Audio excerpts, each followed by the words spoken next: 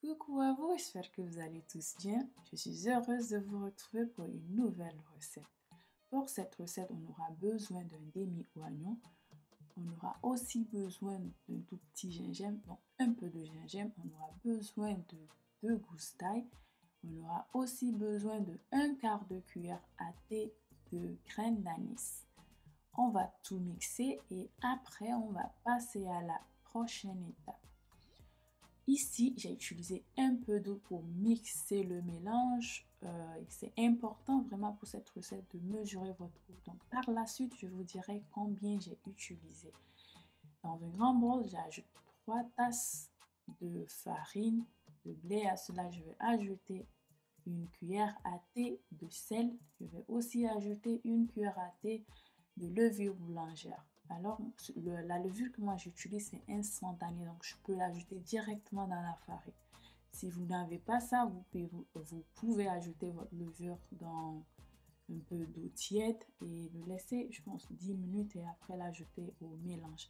Donc, je vais aussi ajouter des demi-cuillères à thé de levure chimique, baking powder. Donc, je vais tout mixer et après avoir pris le temps de vraiment bien mixer et on va faire un trou dans le mélange pour pouvoir ajouter les ingrédients liquides. Donc, après avoir fait un trou, je vais ajouter le mélange qu'on vient de mixer. Donc, j'ajoute le mélange et aussi je vais ajouter un peu d'eau pour rincer le plat.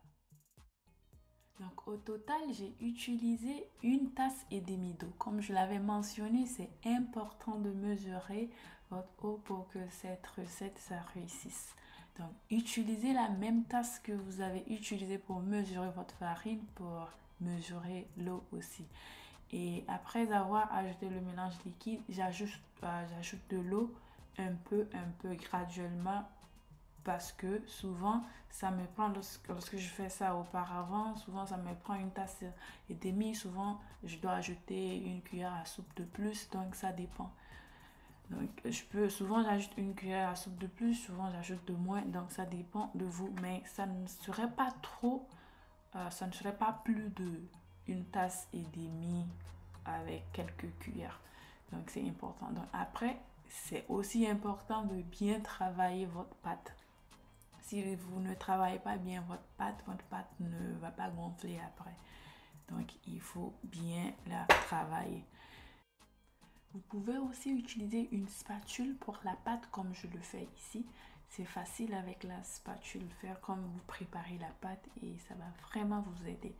Alors, la consistance, ça doit être comme ça. Donc, après avoir mélangé et que tout est homogène, vous allez bien nettoyer les parois de votre bol et après vous allez le couvrir pour 1 heure à 1h30 pour que la pâte gonfle.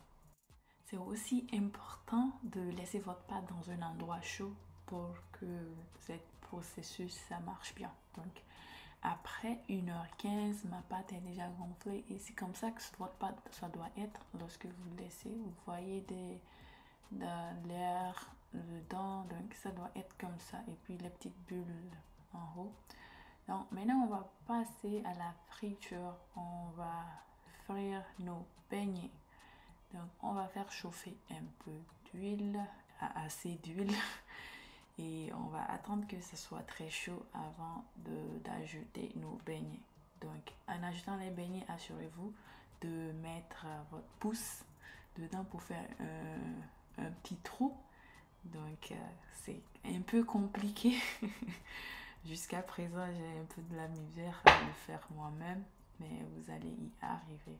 Donc vous pouvez les faire ronds, mais moi j'aime ça comme ça parce que lorsqu'il y a un trou au milieu, vous avez des beignets qui sont croustillants. J'espère que vous avez aimé cette vidéo. Si vous l'avez aimé, n'hésitez pas à liker, partager, ça me fait plaisir. Laissez-nous vos commentaires si vous avez d'autres questions aussi.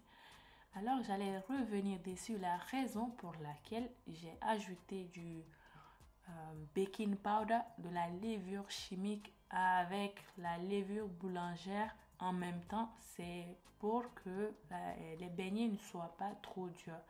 Donc, c'est pour ça que j'ai ajouté la levure chimique. Ça aide à ramollir les beignets après. Donc, vous pouvez voir que même le lendemain, si vous avez ces beignets, vous les mangez, c'est pas dur. Donc, c'est pour ça que j'ai ajouté le baking powder, la levure chimique. Merci beaucoup d'avoir regardé cette vidéo. Si vous l'avez aimé, comme je l'avais mentionné, n'hésitez pas de liker, partager. Ça me fait plaisir. Bye et à la prochaine. Cette recette, c'est une recette de ma tante. Donc, merci beaucoup à elle. Et bye, à la prochaine.